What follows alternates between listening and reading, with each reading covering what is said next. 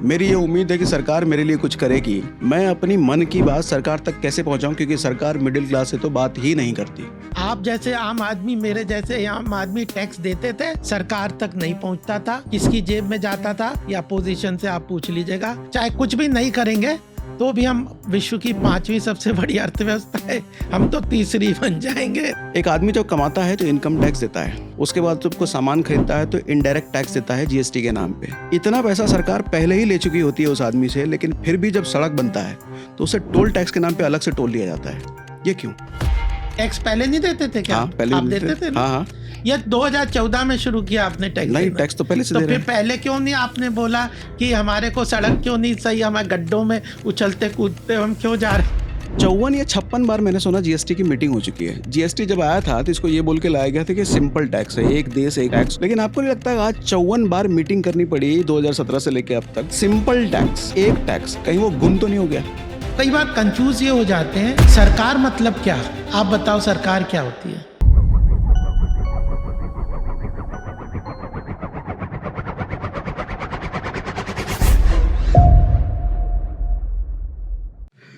आज के पॉडकास्ट में मैं सागर सिन्हा नहीं हूँ। आज के पॉडकास्ट में मैं एक मिडिल क्लास का रिप्रेजेंटेटिव या एक मिडिल क्लास आदमी हूँ जो बहुत सारे ऐसे दर्द से गुजर रहा है, जो बहुत सारी ऐसी गुहार सरकार के सामने लगाता है, जो बहुत सारी अपनी बात सरकार के सामने रखना चाहता है, टैक्स के रिलेटेड, जीएसटी के रिलेटेड या सरकार के नियमों के रिलेटेड। वो सारी बातें आज हम रखने वाले हैं गोपाल कृष्ण जी के सामने। गोपाल कृष्ण जी बीजेपी के राष्ट्रीय प्रवक्ता हैं, एक सीए हैं, इकोनॉमिस्ट हैं, स्टेक होल्डर्स हैं।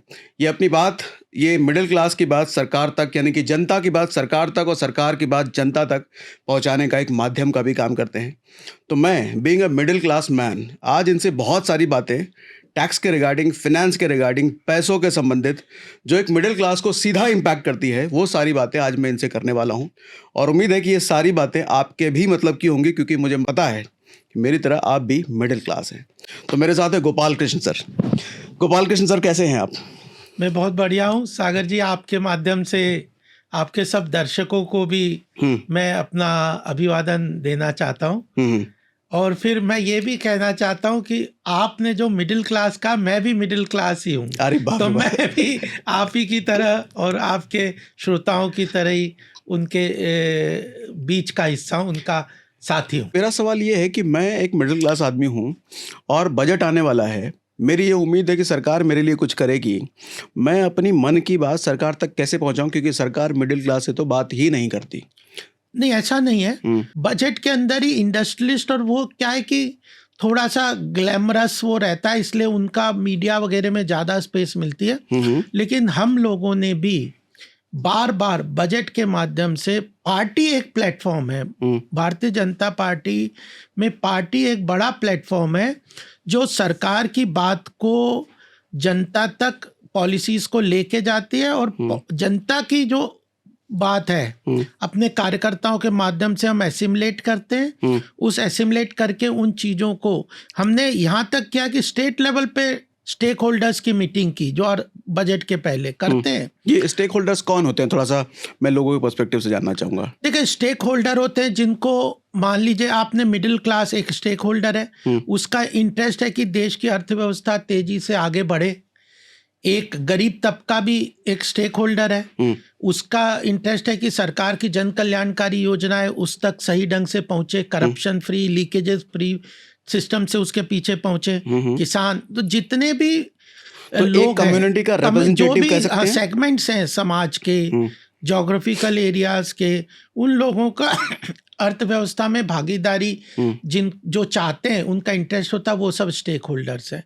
तो उन सब लोगों को, चाहे किसान है, एमएसएमई सेक्टर्स है, लार्ज इंडस्ट्रीज भी हम तो स्टेक होल्डर ही मानते हैं। हम कुछ लोग हमारे देश में ये कहते हैं कि भाई बिग इंडस्ट्रीज से हमें कोई संपर्क नहीं है, पॉलिटिशियंस उनसे वो परेड दिखाने, अंदर से अंदर गलबैयाँ करते रहेंगे, सामने दिखाएंगे कि हमें लार्ज इंडस्ट्रीज से कोई मतलब नहीं है। भारतीय जनता पार्टी, क्योंकि मैं अर्थव्यवस्था को के इश्यूज को देखता हूँ पार्टी में, हम लोग बिग बिजनेस हाउसेस को, इंडस्ट्रियलिस्ट को भी स्टेक होल्डर मानते हैं। बिना उनके पार्टिसिपेशन के देश की अर्थव्यवस्था तेज गति से आगे नहीं बढ़ सकती।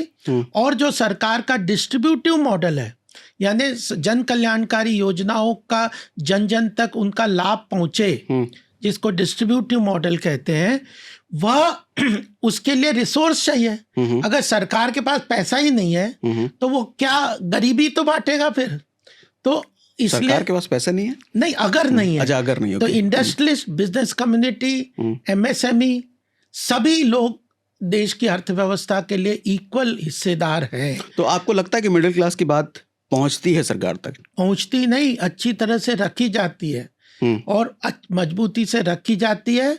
और अलग अलग प्लेटफॉर्म पार्टी ने बना रखे हैं, जिनके माध्यम से सब लोगों की बात को एसिमुलेट करके सरकार तक विभिन्न जो मिनिस्ट्रीज है उन तक पहुंचाई जाती है। और मिनिस्टर्स भी पार्टी के प्लेटफॉर्म्स पे आते हैं, पार्टी के ऑफिसेज में आते हैं, अपनी बातें खुल के हम कम्युनिकेट करते हैं, वो सुनते हैं। और तो चलिए, अगर ये मान लें कि मिडिल क्लास की आवाज़ सरकार तक पहुंचती भी है, तो मिडिल क्लास की बात अगर पहुंच भी रही है तो क्या उनकी डिमांड, क्या उनकी चाहतें पूरी होती हैं? देखिए, चाहत में मैं मान रहा हूँ कि मिडिल क्लास जहमारे देश में क्या है, बेसिक कुछ स्ट्रक्चरल प्रॉब्लम्स हैं सागर जी। प्रॉब्लम ये है कि जो जब से हम स्वतंत्र होके हुए 1947 से एक स्ट्रक्चर पे हम काम करते रहे, चलते रहे, और उसमें कुछ ऐसे स्ट्रक्चर्स बन गए, इकोसिस्टम जिसको कहते हैं, आर्थिक इकोसिस्टम बन गए कि आज 6-7 करोड़ लोग ही रिटर्न भरते, 140 करोड़ लोगों में से। उसमें से जो टैक्स देते हैं यानी मतलब 5-6% हमारे देश की जनसंख्या है जो इनकम टैक्स रिटर्न भरती है। उसमें से मात्र 1.5 से 2% है जो एक्चुअल में टैक्स भरती है, बाकी सब नील रिटर्न भरते हैं। ठीक है।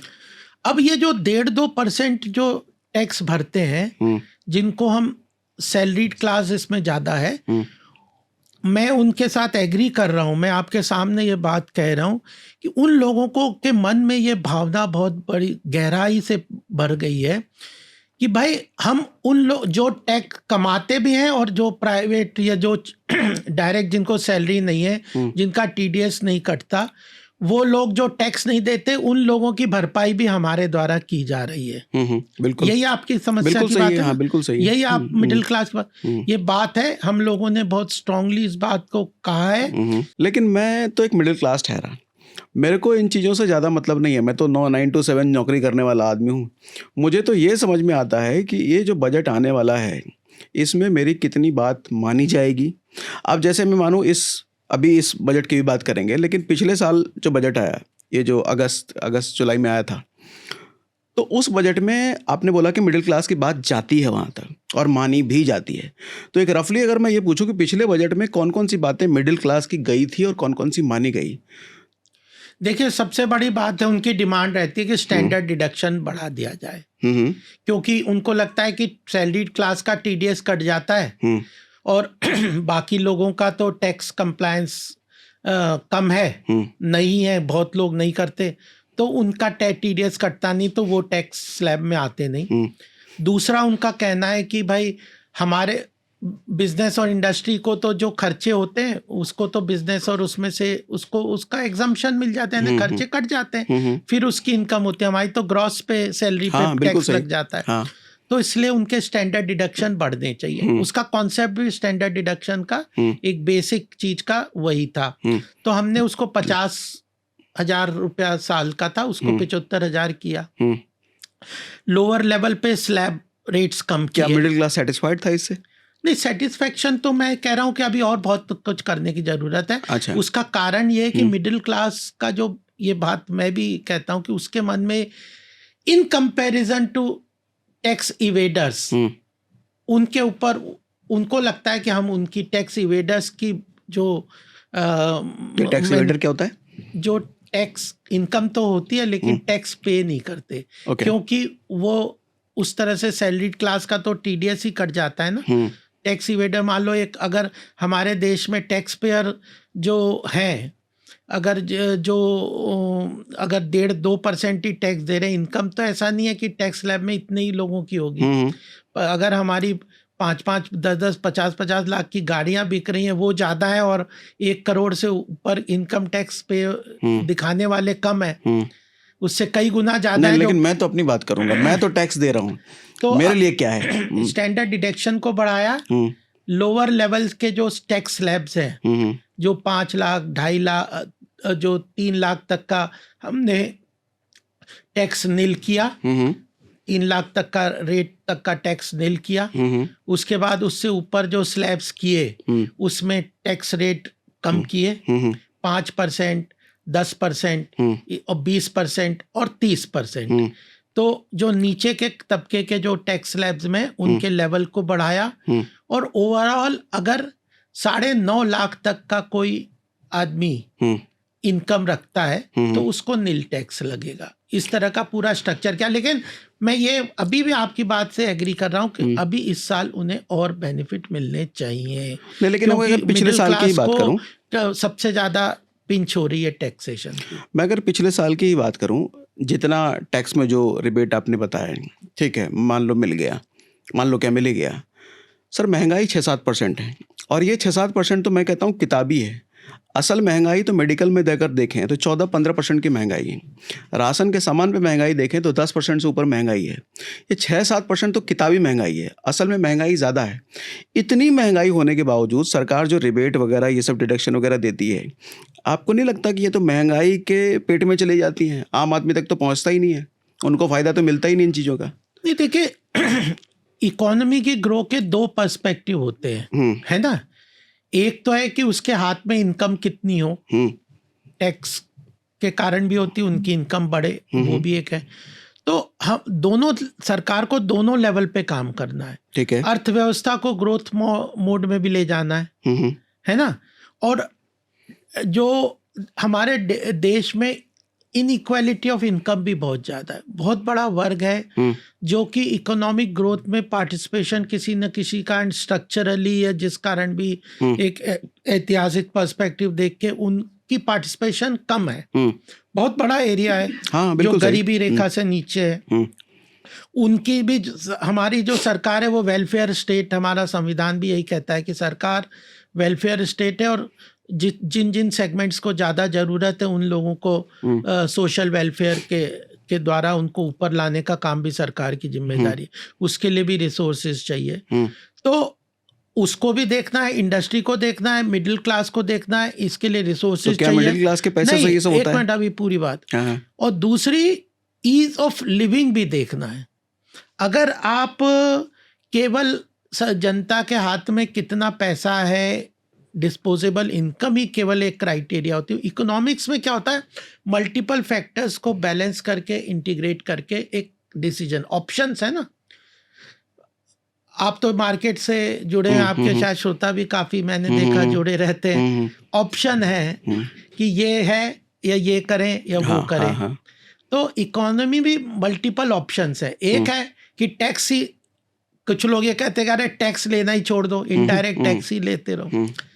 कुछ लोग कहते हैं टैक्स इतना बढ़ा दो। अभी हमारे सैम पित्रोदा जैसे बड़े भाई कह रहे थे कि हाँ, उन्होंने अभी हमारे राहुल गांधी जी के जो एडवाइजर हैं विदेश में बैठे, क्या कह रहे थे? उन्होंने कहा कि वेल्थ टैक्स लगा दो, यानी इनहेरिटेंस टैक्स लगा दो। जो देश पूरी जिंदगी भर कोई आदमी अपनी मेहनत करके इनकम करे, और इनकम भी कहाँ से करे, उसने तो टैक्स दे दे के इनकम एक्यूमुलेट की है ना, वेल्थ बनाई है, कोई फ्री में तो बनाई नहीं है। टैक्स दे दे के वेल्थ एक्यूमुलेट की है, उसको वाइजली इन्वेस्ट करके उसमें भी टैक्स दिया है, और फिर वेल्थ किए। वो कह रहे जब वो इनहेरिटेंस टैक्स लगा दो, उसके बच्चों के लिए जो हमारी संस्कृति में लोग जमा करते हैं उस पर 50% टैक्स लगा लो, सरकार ले लो। तो ये जो इनहेरिटेंस टैक्स लगा दो, वेल्थ टैक्स लगा दो, हम तो एक लो टैक्स रिजीम में जा रहे हैं। इनडायरेक्ट टैक्स को लो टैक्स रिजीम में जीएसटी के माध्यम से, कॉर्पोरेट टैक्स को, इंडिविजुअल टैक्स को मिडिल क्लास के लिए मैं मानता हूं और करना चाहिए, लेकिन ईज ऑफ डूइंग बिजनेस भी लाना है, ईज ऑफ लिविंग भी लाना है। ईज ऑफ लिविंग को थोड़ा सा एक्सप्लेन कीजिए, क्या मतलब हुआ मिडिल क्लास के लिए? हाँ, ईज ऑफ लिविंग ये है, आज आप सड़कों पे जाते हैं, आप देहरादून 2 घंटे में पहुंच जाते हैं, 4 घंटे में पहुंच जाते हैं, जो कि गडकरी साहब कहते हैं कि 2 घंटे में हम पहुंचा दूंगा मैं।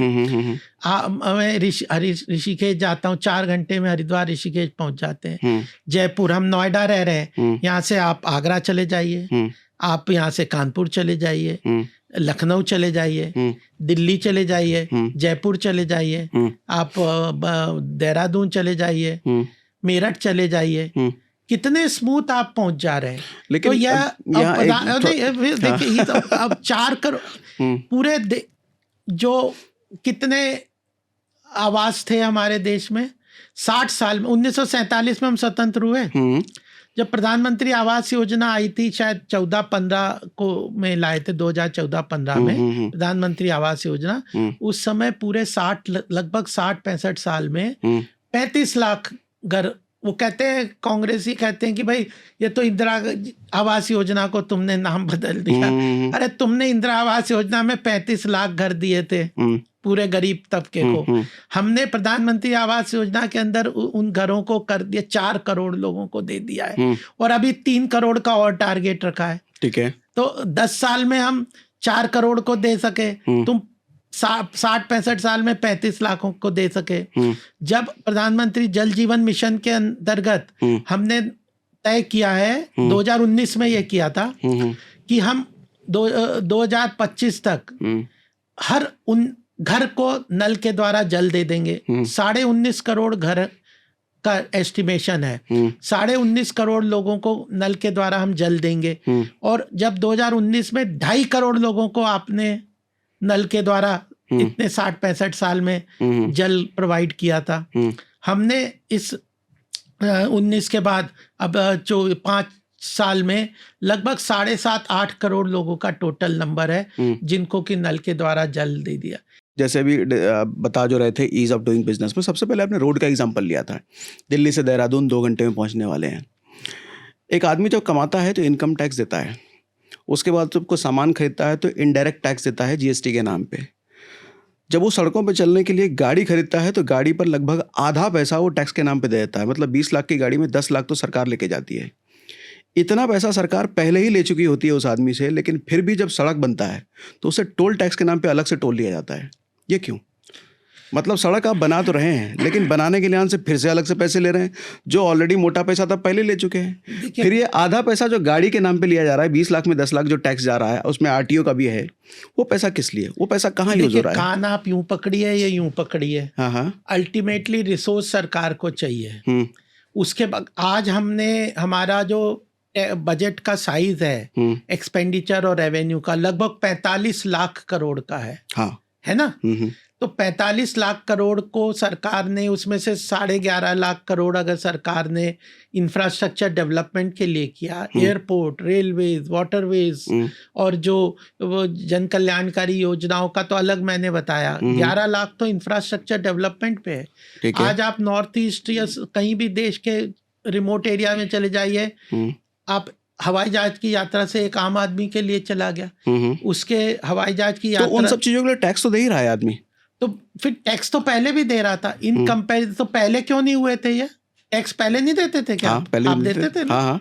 ये 2014 में शुरू किया आपने टैक्स। नहीं, टैक्स तो पहले से तो दे रहे फिर पहले क्यों नहीं आपने बोला कि हमारे को सड़क क्यों नहीं सही, हमारे गड्ढों में उछलते कूदते हम क्यों जा रहे हैं? नहीं, मेरा सवाल है, मैं तो अभी मैच्योर हुआ हूँ, अभी कुछ सालों से मैंने अगर टैक्स देना शुरू किया है। पूछिए, माताजी से पूछिए। परेशान तो वो भी होंगे, लेकिन उनकी परेशानी का लेवल अलग था।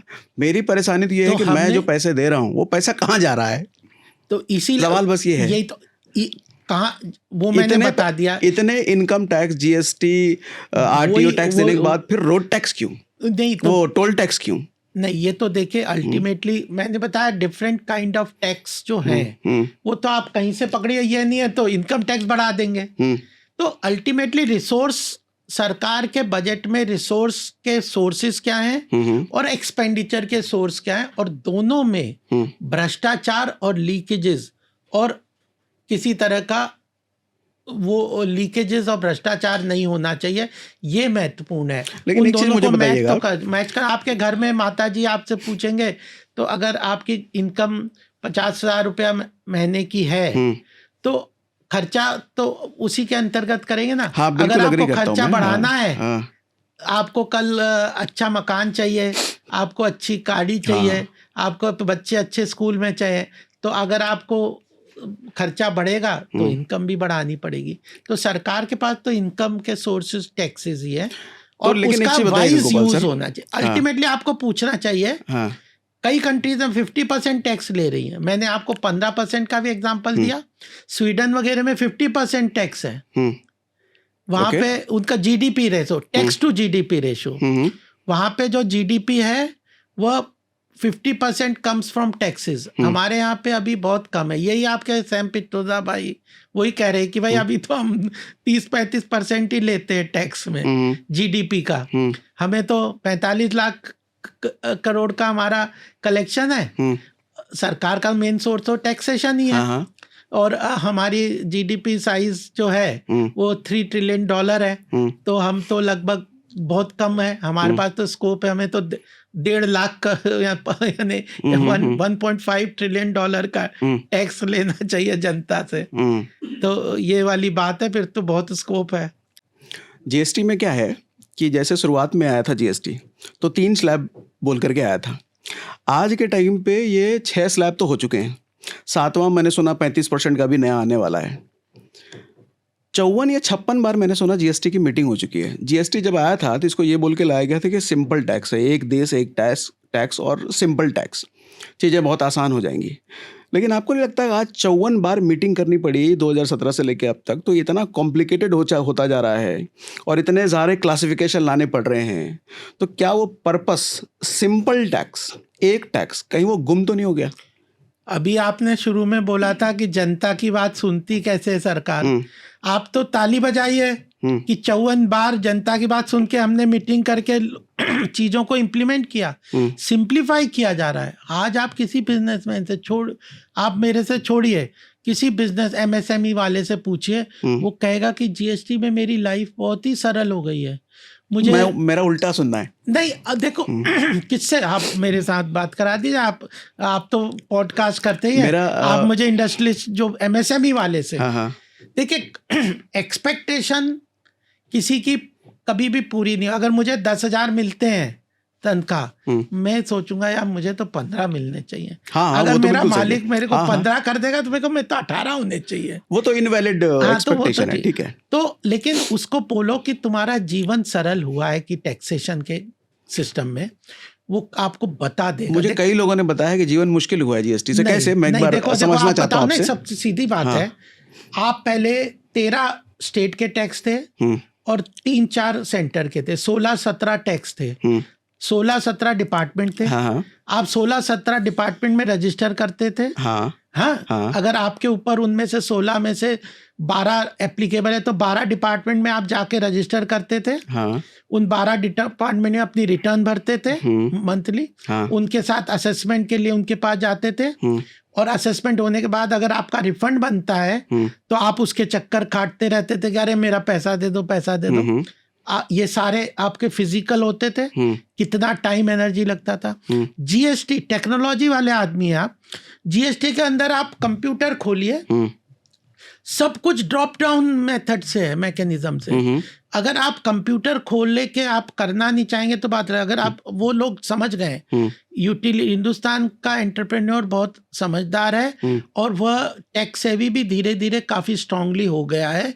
और प्रोफेशनल्स भी सरकार ने बनाए जो हेल्प करेंगे 1,000 रुपए लेके सब करके। लेकिन वह अपने घर बैठे अब उसको 13-16 रजिस्ट्रेशन नहीं करने, एक रजिस्ट्रेशन है उसका केवल। ठीक है, अपने घर बैठे अपने ऑफिस के दफ्तर में बैठे कंप्यूटर पे रजिस्टर करेगा। उसके बाद रिटर्न सारी जो है वो वही कंप्यूटर में भर देगा। सब कुछ ऑनलाइन है। आपसे माल खरीदा, आपने अपनी रिटर्न भरी, आपने मेरा जीएसटी नंबर डाला, ऑटोमेटिकली मेरे अकाउंट में वो डिफ्लेक्ट हो जाएगा। ठीक है, मुझे वो फिजिकल डॉक्यूमेंट लाके उसमें फीड करने की जरूरत नहीं है। ऑटोमेटिकली मैंने बिजनेस है छोटा सा, लेकिन फिर भी मैं 10 लोगों से सामान खरीदता हूँ और अपनी दुकान पे बेचता हूँ 50 लोगों को रोज। तो 50 लोगों को जो बिल मैंने काटा वो केवल मैंने अपने कंप्यूटर में डाल दिया, जिन लोगों से मैंने माल खरीदा उन्होंने आपका बिल अपने कंप्यूटर में डाला, वो 20 लोगों का मेरे अकाउंट में आ गया, 50 लोगों का मैंने डाल दिया, एक कंसोलिडेट होके मेरी रिटर्न बन गई महीने की। वो ऑटोमेटिक उस रिटर्न से ऑटोमेटिक मैं डिपार्टमेंट को भेजता हूँ ना, जाना नहीं है मुझे डिपार्टमेंट। और फिर मेरा अगर उसके रिटर्न के बाद असेसमेंट भी ऑनलाइन होगा, कहीं फिजिकल जाना नहीं है। असेसमेंट में मेरा क्रेडिट, इनपुट टैक्स क्रेडिट वगैरह पूरा सब आना है, तो उसके बाद वो असेसमेंट भी हो जाएगा। और उसके बाद मुझे मेरा अगर 10,000 रुपया रिफंड बनता है या मैंने अपनी कैलकुलेशन इस सिस्टम के माध्यम से 2,000 रुपए जमा करने की बनती है, तो मैं ऑनलाइन पैसा जमा कर दूंगा। और 10,000 मेरा रिफंड बनता है तो मैं वो रिटर्न में और ऑटोमेटिकली मेरे बैंक अकाउंट में आएगा। Registration, filing, assessment and refund in a single department, single registration. घर ऑफिस में बैठे हुए ये काम हो रहा है, जो आप चक्कर काट के परेशान हो रहे थे। तो अब इसको आप ईज ऑफ डूइंग बिजनेस नहीं करेंगे ना, तो फिर आप किसको ईज ऑफ टैक्स कंप्लायंस कहेंगे, मुझे नहीं समझ। अभी पॉपकॉर्न वाला किस्सा तो आपने सुना ही होगा कि प्लेन पॉपकॉर्न है तो 5%, कैरामेल है तो 18%, उस पर शुगर मिला हुआ है तो 12%। ये गोल मटोल जीएसटी क्यों है? देखो ये बहुत आपने महत्वपूर्ण बात कही और इसका लॉजिक क्या है? सबसे इम्पोर्टेंट तो बात ये है। हाँ देखिए मैं बता दूं, एक कॉन्सेप्ट, जीएसटी का एक कॉन्सेप्ट है। हाँ। जीएसटी जो है ना, कंज्यूमर ड्रिवन प्रोडक्ट एंड पे जीएसटी लगता है। ये आपका माइक है, किस चीज का बना है? ये लोहे का है, ये वाला। हाँ, स्टील का हो सकता है, लोहे का होगा। ये स्टैंड किसका बना है? स्टील का बना है। कुर्सी में भी स्टील होगा? नहीं, लकड़ी होगा। अच्छा, स्टील की भी कुर्सी आती है? हाँ आती है ना, आती है। कार में स्टील होता है? होगा। अब कार में जीएसटी अलग है, इसमें अलग है, कुर्सी पे, फर्नीचर पे अलग है, और स्टील पे अलग है ना। लेकिन आपको, अगर आप कार में स्टील यूज कर रहे हैं तो आपको कार पे जो आपने जीएसटी दिया, पहले उसका इनपुट टैक्स क्रेडिट नहीं मिलता था। अब आपने कार बनाई, उस पे आपने 50,000 रुपए जीएसटी कंज्यूमर से लिया, तो सरकार को आपको देना है। आपने जो उसके लिए स्टील खरीदा उसमें 2,000 रुपये आपने जीएसटी ऑलरेडी दे दिया, ठीक, तो आप 48,000 पे करेंगे। 2,000 का आपको क्रेडिट मिल गया। लेकिन स्टील पे अलग जीएसटी है। फर्नीचर वाला अगर 3,000 का बेच रहा है और उसने 500 रुपए जीएसटी का स्टील लिया है, तो उसको 2,500 ही जमा करना है। तीनों प्रोडक्ट पे अलग अलग जीएसटी है, लेकिन इनपुट टैक्स क्रेडिट के कारण उसको इक्वलाइज कर दिया।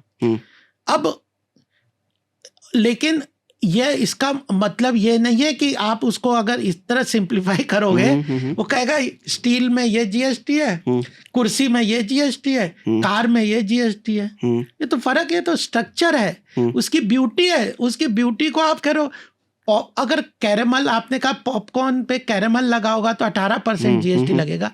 अरे कैरेमल एंड प्रोडक्ट पे इसलिए कि कैरेमल में केवल पॉपकॉर्न पे नहीं लगा होता, वो चॉकलेट पे भी लगा होता है, वह केक पे भी लगा होता है, डिफरेंट बिस्किट्स पे भी लगा होता है। तो उन पे वो कैरेमल वाले प्रोडक्ट पे एक जीएसटी है, और वह सॉल्टेड वाले प्रोडक्ट पे अलग जीएसटी है। तो यह तो उसकी ब्यूटी है, एंड प्रोडक्ट पे है, आपको जीएसटी का इनपुट क्रेडिट मिलेगा।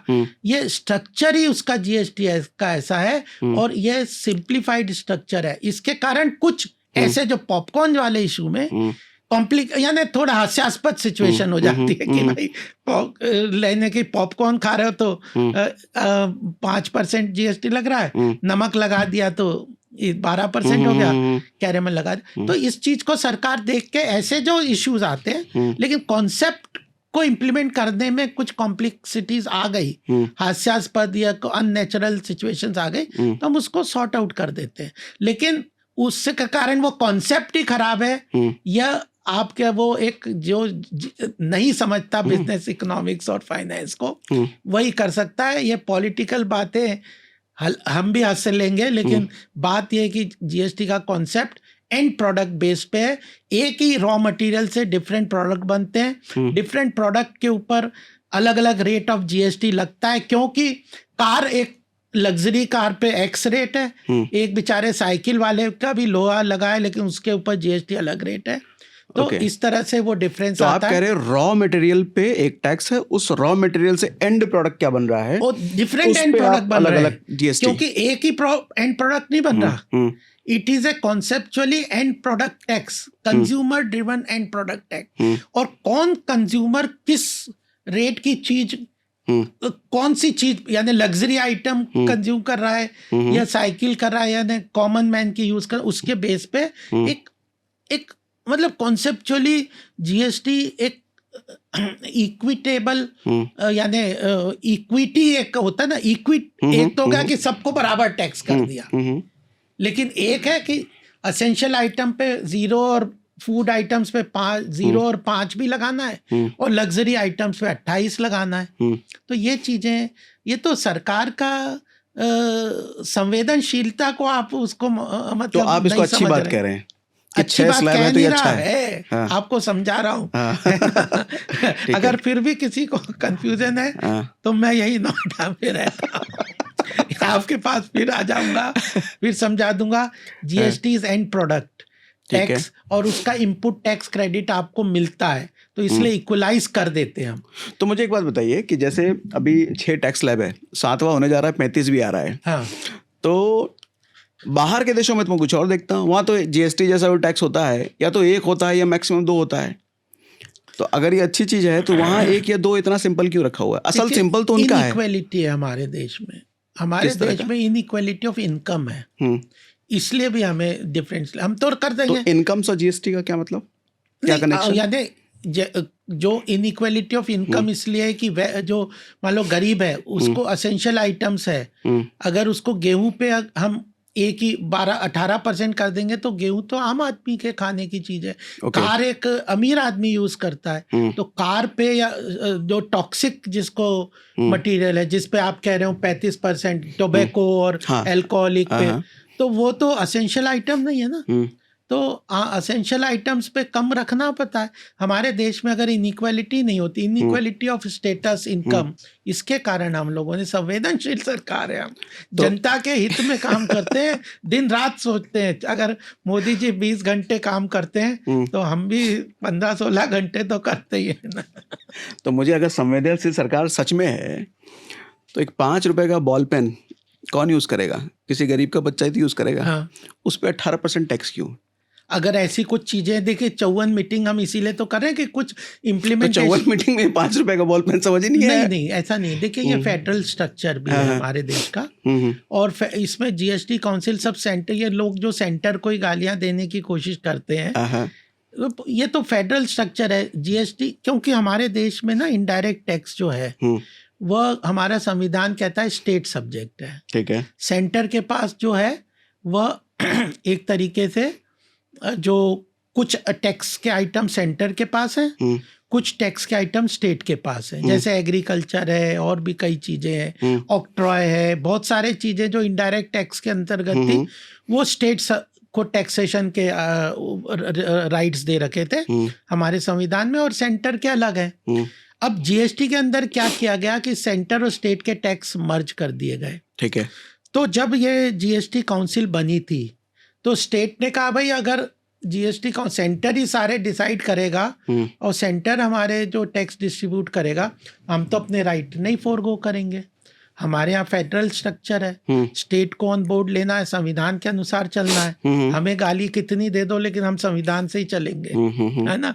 इंदिरा गांधी की तरह नहीं है कि इमरजेंसी लगा के फ्रीडम ऑफ स्पीच खत्म कर देंगे, लोगों को जेल में बंद कर देंगे और फिर भी कहीं डिक्टेटरशिप लागू कर देंगे और कहेंगे कि हम तो संविधान के पुजारी हैं। तो उसको खाली किताब, लाल किताब लेके जिसके पेज खाली हो वो घूम के दिखाते हुए संविधान के रक्षक नहीं बनते, उसको ग्राउंड लेवल पे इम्प्लीमेंट किया जाता है। लेकिन डिक्टेटरशिप तो आज की सरकार को भी कहा जा रहा है। नहीं, फिर तो जो फेडरल स्ट्रक्चर काउंसिल की बात पूरी कर दूं मैं, डिक्टेटरशिप की बात में कर लेंगे अभी।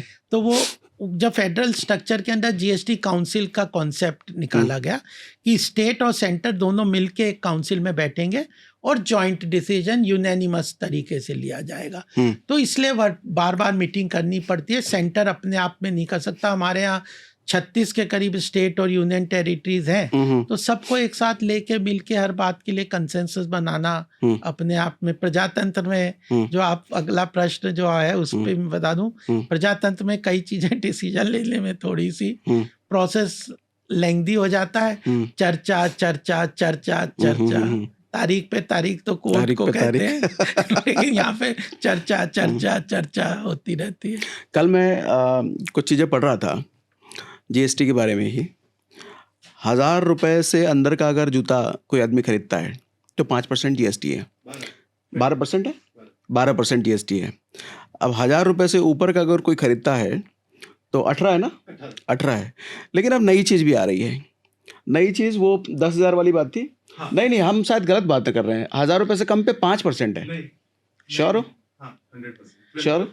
12%। हाँ, रेट तो चलो, रेट तो अपने, हम कोई प्रैक्टिसिंग चार्टर्ड अकाउंटेंट तो है नहीं जो रेट भी याद रखेंगे। ठीक है। तो मेरा कहने का मतलब ये है कि 1000 रुपये से कम पे अलग चीज़ है और 1000 रुपये से अलग है। आज के टाइम में 1000 रुपये से कम में आ क्या रहा है ढंग की चीज़? अगर देखा जाए शहरों में ढंग का ठंड का शॉल अगर लिया जाए तो वो भी 1000 रुपये से ऊपर आता है। बिल्कुल, है ना? तो ये जो हम संवेदनशील सरकार को कह रहे हैं, तो टेक्निकल ग्लिचेस को खत्म करना था। ऐसे जो एनॉमली, आपने पॉपकॉर्न की बात कही है, जो अभी आप जूते की बात कर रहे हैं, तो इन सबको देख के सरकार उन चीजों को भी ठीक कर देगी। तो उन चीजों को हम तो कह ही नहीं रहे, हम तो अहंकार में कभी कह ही नहीं रहे कि हमने अचीव कर लिया, भाई अब तो हमारा एंड आ गया जीएसटी। हम तो कह रहे हैं कि हम कंटिन्यूस सीख रहे हैं, ठीक कर रहे हैं, और हमसे जो भी कमियां रह गई होंगी आप हमें ध्यान में लेके आएंगे। इन्वर्टेड ड्यूटी स्ट्रक्चर कहते हैं इन चीजों को, ठीक है, टेक्निकल भाषा में, कि एंड प्रोडक्ट की जीएसटी और शुरू के प्रोडक्ट के कारण कई एनोमलीज बीच में घुस जाती हैं। तो जीएसटी जितना क्लासिफाई होता जा रहा है अलग अलग स्लैब्स में, आपको लग रहा है जीएसटी सिंपल हो रहा है, बेटर हो रहा है, या और ज्यादा मुश्किल हो रहा है?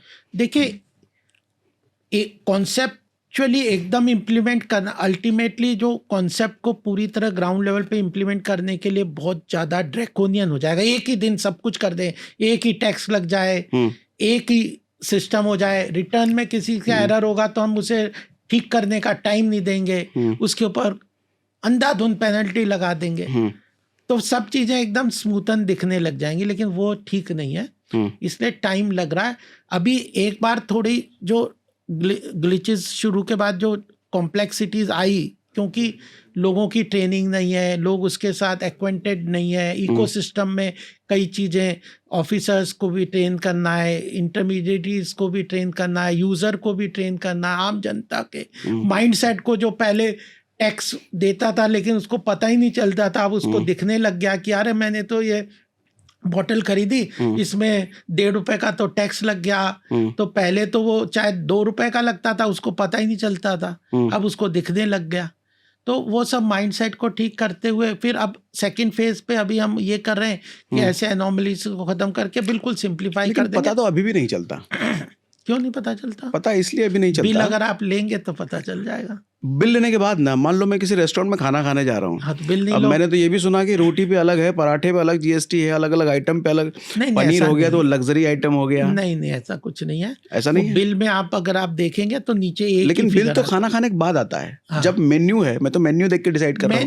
मेन्यू में जीएसटी नहीं है ना। मेन्यू में तो ग्रॉस प्राइस है, लेकिन बिल में आपको पता चल जाएगा कितना आपने टैक्स दिया, वो लेकिन बाद में पता चला। हाँ, वो तो है। अब ये तो कुछ चीजें अभी मेन्यू में अगर वो चाहे तो होटल वाला अलग कर दे, लेकिन मेन्यू में बहुत ही कॉम्प्लेक्स हो जाएगा, फिर आप इसी कैलकुलेशन में ही फंस जाएंगे। अभी जैसे अभी तो अपने को इनकम पे जोर देना है, लोग कैसे उनकी इनकम बढ़े, ना कि इन चीजों पे। लेकिन वो सारी बची हुई इनकम तो सरकार ही लेके चली जा रही है। नहीं, देखिए सरकार तो, आपको मैंने ग्रॉस फिगर बता दी है, $3 ट्रिलियन की जीडीपी में हमारे देश में 45 के लाख करोड़ का जो कलेक्शन है, उसमें भी सब चीज केवल टैक्स से नहीं है। उसमें डायरेक्ट टैक्स भी है, इनडायरेक्ट टैक्स भी है, सरकार का जो PSUs वगैरह के साथ इनकम डिविडेंड अदर सोर्सेज भी है। तो वो सब मिला के एक तरीके से सरकार हमारे यहाँ पे बहुत हैवी टैक्सेशन, आप ग्लोबल कंपैरेटिव लेवल पे देखेंगे तो India is not a high tax regime country, and rate wise भी हाई टैक्स रिजीम नहीं है, कंप्लायंस वाइज तो हमारे यहाँ बहुत ही कमजोरी है, बहुत सारी कमियां है, उसको ठीक करनी है। तो इसलिए मतलब मैं कह रहा हूँ कि हमारा लक्ष्य जहाँ है और हम जहाँ है, अगर हमें यहाँ से कानपुर जाना है और 8 घंटे लगेंगे, तो नोएडा से अगर कानपुर जाने में 8 घंटे लगेंगे तो आगरा से तो हो सकता है 2 ही घंटे लगे। तो ये भी देखना चाहिए 1947 से हम 2014 तक कहाँ पहुंचे, और 2014 से 2024 की 10 साल की जर्नी इन कंपैरिजन टू 65 साल की जर्नी। तो अगर हमने 2047 में कई काम कर दिए होते हमारे पुरखों ने, तो फिर हम हो सकता है कि अभी तक हम डेवलपिंग इकोनॉमी के बजाय डेवलप्ड इकोनॉमी हो चुके होते हैं। एक चीज़ ये बताइए कि जैसे टैक्स का कलेक्शन, GST का कलेक्शन, आपने भी बोला कि हर साल ये बढ़ ही रहा है, सरकार की कमाई तो हर साल बढ़ ही रही है, महंगाई चरम पर है, पीक पर है ना पिछले 14 महीनों में अगर आप देखें तो 14 महीनों में नहीं, लेकिन अगर आप RBI देखिए, उस टाइम से हम कंपेयर नहीं कर रहे, वो जब डबल डिजिट में उसको था। भी रहने दीजिए। RBI कह रहा है, देखिए देश के जो इंस्टीट्यूशंस हैं वो पैरामीटर डिसाइड करते हैं। RBI ने RBI is a nodal agency जो तय करता है इन्फ्लेशन किस रेट पे रहना है। सरकार में हम कई बार कंफ्यूज ये हो जाते हैं, सरकार मतलब क्या? आप बताओ सरकार क्या होती है? सरकार मतलब जो सरकार रूल कर रही है। कौन है वो? प्रधानमंत्री? नहीं, प्रधानमंत्री तो एक इंसान है, एक पोजीशन है। सरकार का मतलब जो सरकार में है, ब्यूरोक्रेट सब मिला करके, जुडिशरी है, सभी कोई सरकार है ना। हम इंस्टीट्यूशंस हैं, डेमोक्रेटिक्रेसी में इंस्टीट्यूशंस महत्वपूर्ण है, और इंस्टीट्यूशन प्रजातंत्र में इंस्टीट्यूशन को अलग अलग रिस्पॉन्सिबिलिटी दी गई है। जुडिशरी का काम है जस्टिस देना, ब्यूरोक्रेसी का काम है सरकार की पॉलिसी को इम्प्लीमेंट करना, पॉलिटिकल लेजिस्लेशन का काम है कानून बनाना, और इंस्टीट्यूशंस का काम है वॉचडॉग की तरह, रेगुलेटर्स हैं बहुत सारे, RBI है, सेबी है, फिर इरिडा है, और कॉम्पिटिटिव कमीशन है, बहुत सारे इंस्टीट्यूशन, इलेक्शन कमीशन है, दीज आर इंस्टीट्यूशंस। तो उसका क्या, उनके अलग अलग रिस्पॉन्सिबिलिटी दी गई है हमारे संविधान में। तो सरकार कोई व्यक्ति नहीं है, ये सब मिल के सरकार है। एक जॉइंट सेक्रेटरी भी सरकार है, एक कैबिनेट सेक्रेटरी भी सरकार है। तो जब हम सरकार शब्द यूज करते हैं तो बहुत हम कंफ्यूज कर देते हैं चीजों को। अगर आप इन्फ्लेशन की बात कर रहे हैं तो RBI is the nodal agency. RBI is the institution which will take care about महंगाई की दर को। ठीक है। उन्होंने MPC मॉनेटरी पॉलिसी कमेटी बनाई है, जिसमें भी कई लोग मिलकर 6 लोग मेंबर हैं। उन लोगों ने एक टारगेट सेट किया कि हमें इन्फ्लेशन जो है वह 4% का टारगेट रखना, प्लस माइनस 2%, यानी अपर कैप 6% और लोअर कैप 2%, है ना, और टारगेट 4% है। अगर और उसके अनुसार वो इंटरेस्ट रेट और सब चीज़ों को एडजस्ट करते हैं। ठीक है। RBI के हिसाब से 5.4% के करीब अगर हमारा इन्फ्लेशन रेट है, और वो कह रहा है कि आने वाले समय में भी हम इसको बिलो 6% रखेंगे, तो फिर तो इन्फ्लेशन नहीं होना चाहिए। नहीं, हम उसके कंपोजिशन 6% क्रॉस कर चुके हैं हम तो। नहीं, करे नहीं है। एक दिन हुआ था 6.1% था, लेकिन फिर वापस आ गया 5.9 आ गया। वो 6 का, ये तो थोड़ा बहुत फ्लक्चुएशन होगा, लेकिन अपर कैप वही है। तो ये चीजें RBI देख रहा है, उसको आपको समझना चाहिए, वो कर रहे हैं। लेकिन कुछ चीजें जैसे सरकार जो फूड आइटम जिसको आप कह रहे हो, फ्रूट, वेजिटेबल, फ्रूट आइटम्स, इन सब चीजों में कई बार इन्फ्लेशन ज्यादा दिखता है। सीजनल, जैसे फ्रूट वेजिटेबल्स का सीजनल चेंजेस के अंदर ज्यादा प्राइस हो जाता है बारिश के दिनों में या उसमें, तो वो धीरे धीरे होता है। उसको सरकार, हम लोग इंपोर्ट एक्सपोर्ट ड्यूटी, देखिए क्या है कि इन्फ्लेशन बड़ा कॉम्प्लेक्स इशू है। अगर किसान प्रोड्यूस कर रहा है गेहूं और सब्जी, वो कह रहा मुझे तो सही दाम नहीं मिल रहे, आप किसानों को देखिए एजिटेशन कर रहे हैं, और आप अभी कंज्यूमर की बात करें, बोले मुझे इतना महंगा मिल रहा है, तो फिर क्या हो गया?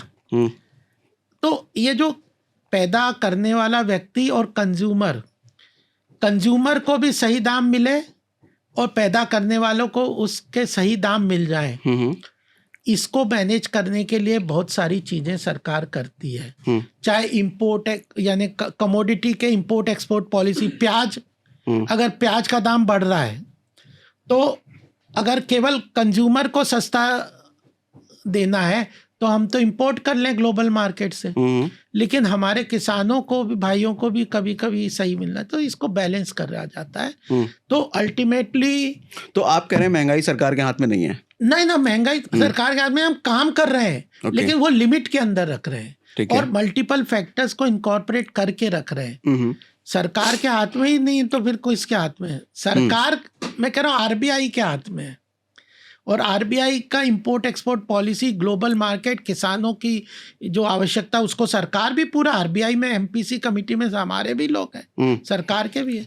तो ये सब चीज़ों को देख के व्यापक तरीके से देखते हैं, फिर उसके बाद इंपोर्ट एक्सपोर्ट पॉलिसी भी करते। बहुत सारे इंस्ट्रूमेंट हैं, उनके माध्यम से लिमिट के अंदर क्रॉस होगा तो हम उस पर इंटरेस्ट रेट सब पे ठीक करेंगे। तो इंपोर्ट एक्सपोर्ट में तो हमारा ट्रेड डिफिसिट बढ़ रहा है, उस पर भी हम टॉप पे हैं।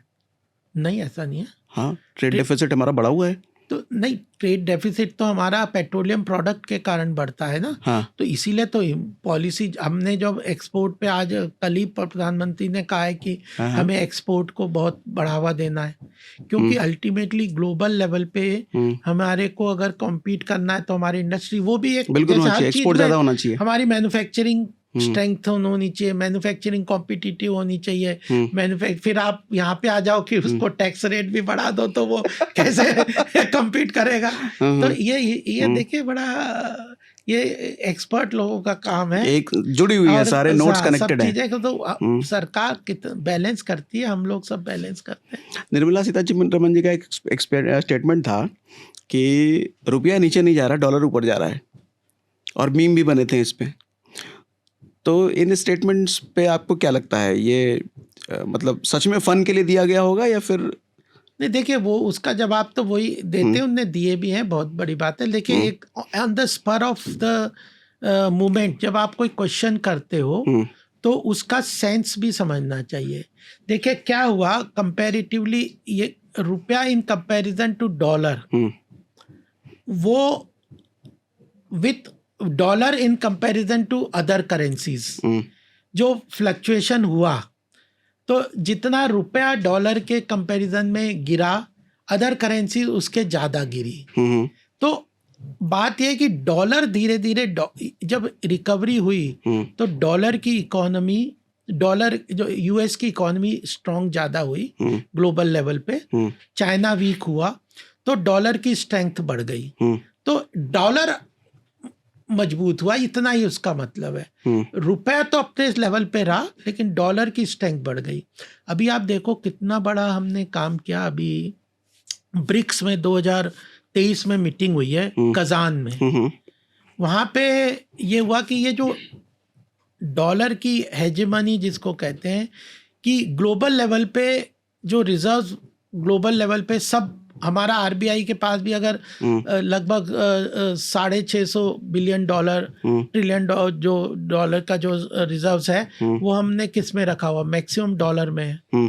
चाइना, रशिया, सब कंट्रीज डॉलर में अपना रिजर्व सरप्लस रखते हैं, तो डॉलर धीरे धीरे स्ट्रेंथन होता जा रहा है अपने आप में। तो कजान में ये बहुत बड़ी चर्चा हुई, कजान डिक्लेरेशन के नाम से फेमस है, कि हमें बाइलेटरल ट्रेड जो है इंस्टेड ऑफ डॉलर हमें रुपी में करना चाहिए। और भारत ने 12 कंट्रीज से बाइलेटरल ट्रेड रुपए के अंतर्गत शुरू करा है। हाँ, 12 कंट्रीज से कर आज रुपए कार्ड, ये जो वीज़ा कार्ड और जो मास्टर कार्ड से ज़्यादा तेज़ी से उसकी रजिस्ट्रेशन यानी उसकी वो बढ़ती जा रही है। तो ये सारी चीज़ें हैं कि एक सवाल मेरे यहाँ पे ये है कि हम रुपए, मतलब जो रुपए की स्ट्रेंथ को बढ़ाने की भी प्रयास कर रहे हैं। हम रुपए कार्ड से बायलेटरल ट्रेड को रुपये के अंदर करने की बात कर रहे हैं, अपने एक्सपोर्ट को बढ़ाने की बात कर रहे हैं। इन सब चीज़ों से रुपए की स्ट्रेंथ बढ़ेगी। वीकनेस को इग्नोर कर दिया कंप्लीटली और स्ट्रेंथ पे ही ढोल बजाने लगे तो हम रियलिटी पे नहीं पहुंचेंगे। ठीक है, टीम का भी कुछ सवाल है? आप ही की बात से निकला एक्चुअली, मतलब ऐसा कोई प्लान नहीं था मेरा सवाल पूछने का, लेकिन आपने एक बात करी कि हम काफी सारी लाभार्थी योजनाएं चला रहे हैं, बहुत सारी चलाते हैं। 36 लाख करोड़ आपने बताया कि हम 10 साल में 36 लाख करोड़, और खास तौर से 80 करोड़ लोगों को हम लोग खाना दे रहे हैं। बीजेपी को हमेशा माना गया है कि प्रमोट करती है कैपिटलिज्म को, पूंजीवाद को एक तरीके से, और प्रो इंडस्ट्री रहती है। तो कहीं ना कहीं ये जो नई वाली बीजेपी है, ये सोशलिस्ट वाली बीजेपी ज्यादा नहीं लगती जिस तरीके से कल्याणकारी? नहीं, मैं तो इस बात को मैंने अंडरलाइन नहीं किया आपके सामने कि मैं 2 तरीके से इकोनॉमी पॉलिसीज को सेग्रीगेट करता हूँ। एक है क्रोनी सोशलिज्म और क्रोनी कैपिटलिज्म। क्रोनी कैपिटलिज्म को बहुत सुना होगा आपने, nexus of businessman, bureaucrats and politician, they corruption को लार्ज स्केल वो बढ़ा देते हैं, वो है कहता है बहुत सब क्रोनी कैपिटलिज्म है। दूसरा है, और ये मैं तो कई जगह बोला, हेडलाइन भी आई थी कि BJP doesn't believe in crony socialism, कि जन कल्याण के नाम पे आप मतलब भ्रष्टाचार को फैला दो, अपने भाई भतीजावाद को फैला दो, अपने लीकेजेस को, अपने करप्शन को फैला दो। तो और अल्टीमेटली जो कि अटर कम्युनिस्ट लोगों को, कि जो कम्युनिज्म जो है कि गरीबों को सब दे दो। अरे रिसोर्स जनरेट नहीं करोगे तो किस चीज़ को डिस्ट्रीब्यूट करोगे? अल्टीमेटली आपको रिसोर्स जनरेट करने, इकोनॉमिक डेवलपमेंट, ग्रोथ, और इस मॉडल से फिर आपके पास पैसा होगा, उसको आप जन कल्याणकारी योजनाओं में लगाओगे, उसमें आप एफिशिएंसी लेके आओगे। नहीं तो उसमें भी भ्रष्टाचार लाओगे तो अपने ही भाई भतीजावाद और अपने ही परिवार को फुलफिल करोगे। तो हम दोनों को, और ये तो एक पहलू है, इसलिए हम इंडस्ट्रियलिस्ट और बिजनेस कम्युनिटी को Bharatiya Janata party partner in nation building मानती है। हम राइट टू सेंटर पार्टी हैं। हम मार्केट इकोनॉमी को, मार्केट फोर्सेस को डिटरमिन रिसोर्स एलोकेशन के लिए महत्वपूर्ण हिस्सा मानते हैं। हम क्रोनी सोशलिस्ट नहीं हैं कि जन कल्याणकारी चीज़ों के नाम पे भ्रष्टाचार फैलाएं, लेकिन साथ में, क्योंकि संविधान हमारा ये बात भी कहता है, क्योंकि हमारे जो प्रवर्तक हैं पंडित दीनदयाल उपाध्याय, उनका जो मेन नारा ही था अंत्योदय, समाज के अंतिम वर्ग तक सरकार की योजनाओं का लाभ पहुंचे। वो हमारा अंत्योदय लक्ष्य है। लक्ष्य तो अंत्योदय, समाज के हर वर्ग तक हमारे सरकार की योजनाओं का लाभ पहुंचे, उनकी भागीदारी इकोनॉमिक एक्टिविटी में ज़्यादा से ज़्यादा सुनिश्चित करें, यह लक्ष्य है। तो इन दोनों लक्ष्यों को पूरा करने का काम हम लोग कर रहे हैं, और उसी एफिशिएंसी के कारण 25 करोड़ लोग देश के गरीबी रेखा से पिछले 4-5 साल से बाहर निकले हैं। तो यह दोनों काम करने हैं, डिस्ट्रीब्यूशन ऑफ मॉडल भी एफिशिएंट करना है, और वेल्थ जनरेशन का भी मॉडल मजबूत करना है। मैं 3 इम्पॉर्टेंट फैक्टर्स देश में मानता हूँ।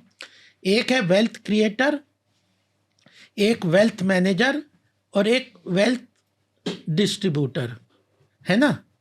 तो ये जो वेल्थ क्रिएटर है, इंडस्ट्रियलिस्ट और किसान, ये देश के लिए वेल्थ क्रिएट करते हैं, है ना। मैं तो ये मानता हूँ। मैं तो 3 सिंप्लीफाइड वे में, इसके कॉम्प्लेक्सिटी जाएंगे तो और करेंगे, सिंप्लीफाइड वे में 3 कैटेगरी है देश की अर्थव्यवस्था के लिए स्टेक होल्डर्स के रूप में। वेल्थ क्रिएटर, उसमें किसान और इंडस्ट्रियलिस्ट, बिजनेस कम्युनिटी, ये सबको मैं मानता हूँ। इंडस्ट्रियलिस्ट, एमएसएमई सब आ गए, they are the creator of wealth. ठीक है। दूसरे हो गए सरकार, जो है वो वेल्थ डिस्ट्रीब्यूटर है। सरकार वेल्थ नहीं क्रिएट करती, सरकार ने इन लोगों से वेल्थ क्रिएट किए लोगों से टैक्स वैक्स लेके वेल्थ को प्रॉपर डिस्ट्रीब्यूशन करती है। मान लो एक जो सबसे टॉप इनकम वाले, उन पे 40% टैक्स लगाया, 3 लाख तक छूट दे दी बिल्कुल, तो सरकार वेल्थ को डिस्ट्रीब्यूट करती है। वेल्थ रिसीव करके इक्विटेबल वे में चाहे जन कल्याणकारी माध्यम से वो डिस्ट्रीब्यूट करती है सरकार, अच्छा सोशल वेलफेयर योजनाओं के माध्यम से डिस्ट्रीब्यूशन करती है।